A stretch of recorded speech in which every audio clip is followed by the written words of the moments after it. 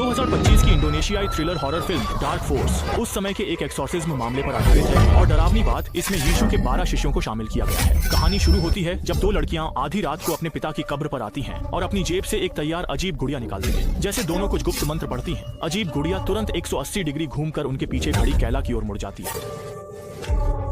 उसी समय कब्रिस्तान का प्रबंधक वहां आ गया। जाने के डर से वे तुरंत गुड़िया लेकर वहां से चले गए। लेकिन जब कैला और उसके साथी कार में वापस आकर बातचीत कर रहे थे तो उन्होंने बिल्कुल भी नहीं देखा कि रियर व्यू मिरर में एक भूत दिखाई दे रहा था। घर लौटने पर कैला को भूत की दीवार के रूप में प्रसिद्ध घटना का सामना करना पड़ा। जब वह सोफे पर सो रही अपनी माँ को देखकर कंबल ठीक कर रही थी और फिर से अपने कमरे की ओर जाने के लिए मुड़ी तो अचानक उसकी माँ की छवि फिर से दिखाई दी।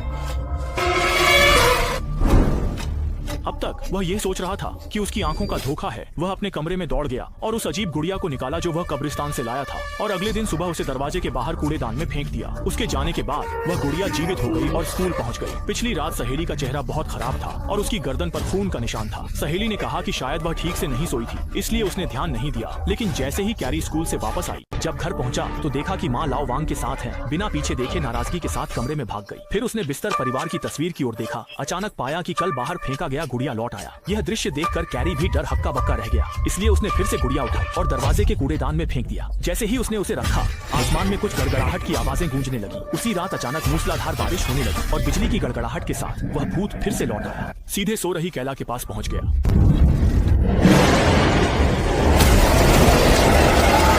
माँ भी बेटी की चीख सुनकर जाग गई। जब वह कैला के कमरे में पहुंची तो देखा कि बेटी दीवार की ओर मुंह करके कुछ बड़बड़ा रही थी। माँ की जोरदार पुकार के बाद कैला धीरे धीरे भ्रम से बाहर आ गई। इस दिन से कैला में बड़ा बदलाव आने वाला था। उसके शरीर पर अजीब से चोट के निशान दिखाई देने लगे और उसकी पूरी स्थिति बहुत खराब हो गई। उसके कानों में कभी कभी डरावनी आवाजें भी सुनाई देने लगी। जैसा कि उम्मीद थी, वह महिला आत्मा हमेशा उसके साथ रहती थी। उसने फिर से देखा तो वास्तव में वह स्कूल की एक महिला शिक्षक थी।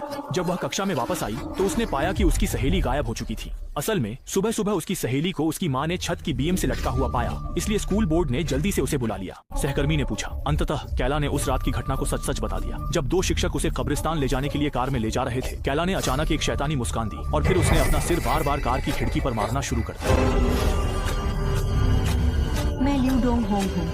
मेरे चैनल में आपका स्वागत है।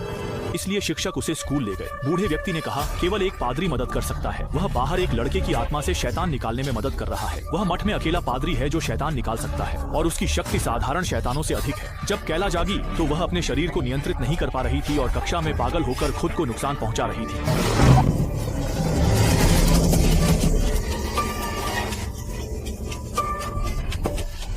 कुछ समय बाद कैला की माँ को स्कूल बुलाया गया क्योंकि आत्मा से शैतान निकालने की प्रक्रिया परिवार की सहमति जरूरी थी। अगले दिन बूढ़े पादरी कैला के घर गए। फिर उन्होंने शैतान से लड़ने के अपने सभी उपकरण निकाल और आत्मा निकालने के लिए बैंगनी रंग का चोगा पहन लिया। उन्होंने गुप्त मंत्र पढ़कर उसके शरीर से शैतान को बाहर बुलाने की कोशिश की। मजेदार बात, आधे दिन तक इंतजार करने के बाद भी कुछ हासिल नहीं हुआ। अंधविश्वास में विश्वास न करने वाले बूढ़े पादरी ने फिर से एक बोतल पवित्र तेल निकाला और कैला के सिर पर एक क्रॉस का चित्र तुरंत बना दिया।